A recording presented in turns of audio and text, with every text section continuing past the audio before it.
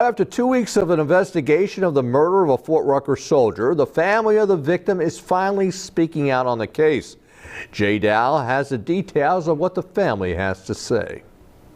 It's been more than 2 weeks since a fellow soldier allegedly killed Private First Class Abdul Latifu Jr. on the grounds of the Fort Rucker Army Base in Alabama. All they said was it was an altercation. Latifu's older brother, Muhammad, says his Bronx family is still seeking a complete and acceptable explanation for the 21-year-old soldier's murder on his own base. What they told us is that they're going to keep us on a need-to-know basis. But as a grieving family, I think it is in your best interest to keep us abreast. Army officials recently identified the suspect as fellow trainee Private Brian Jones. He reportedly used an Army-issued shovel-like entrenching tool to fatally strike Latifu in the head. I believe it's a cover-up because my brother does not fight. Latifu was training to become an air traffic controller and comes from a family of veterans. 3 of his siblings all joined the Army. My brother didn't deserve to go the way he did. For somebody that is very shy and,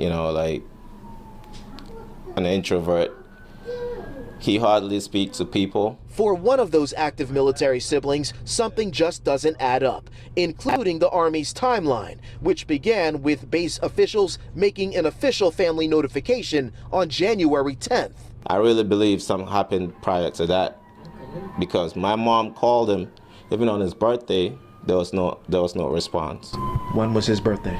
January 3rd. Adding to the family's confusion, Private Latifu's father says 2 different Army officials gave him varying explanations for the actual murder weapon used to bludgeon his son.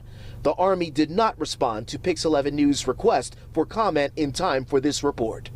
They don't want to tell us the truth, what really transpired. We want justice, that's it. So to be taken away from us at such a young age, it's a tragic.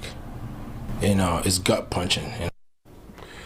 And while he would not go into detail, as deputy to the garrison commander, John Watson, said that the base has received tremendous amount of moral support from the Wiregrass community.